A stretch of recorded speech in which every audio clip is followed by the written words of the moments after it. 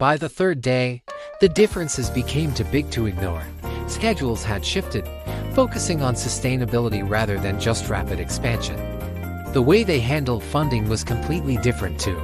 Instead of relying on one huge source, they had diversified, integrating smaller donors across multiple programs. Even the therapy sessions had changed. He sat in the back of one, observing a youth circle where kids were talking about their fears of reintegrating into society. The facilitator wasn't like him.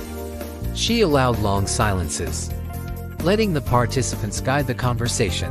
There was far less structure than he would have ever imposed. And yet, the room didn't fall apart. It held together. Afterward, he pulled the facilitator aside and asked her why she allowed so much unstructured space. Because control isn't always safety, she told him calmly. He just stood there for a moment, letting that sink in. For years, he truly believed that rigid structure was the only thing that could prevent emotional chaos. But here he was, watching a system that thrived on shared responsibility. Later that afternoon, he met with his former partner in the quiet decompression wing. "You've redistributed authority," he said, more as a statement than a question. "Yes," she replied simply. "And risk," he added. "Yes." "And dependency." "Yes." He looked at her closely, searching for something in her expression. "You didn't wait for me." "No," she said. There was no hint of accusation in her voice, just the plain fact. "We couldn't," she continued. "When the big funding pulled back, we had to prove that this whole place, this greenhouse, wasn't just about one person." He felt a tightness in his chest. It wasn't anger. And it wasn't pride.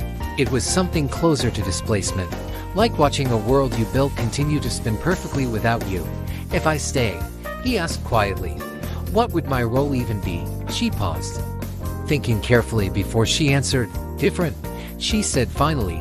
"How?" he pressed. "Strategic," she explained. "You'd handle external partnerships, long-term development, not the day-to-day operational center." He let her words wash over him. It wasn't a demotion. It was decentralization. But he knew, deep down, that for decentralization to work, the ego has to shrink. And that was a journey he was just beginning.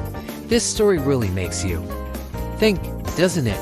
About leadership, control, and letting go. It shows that sometimes the strongest foundations are the ones we build together, not the ones we build alone. What do you think about this kind of leadership? Let me know in the comments below.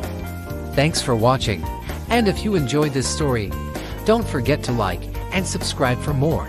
Thank you for watching, and if you enjoyed this story, make sure to like, follow, comment and subscribe my page for more at Upnagel Copyright.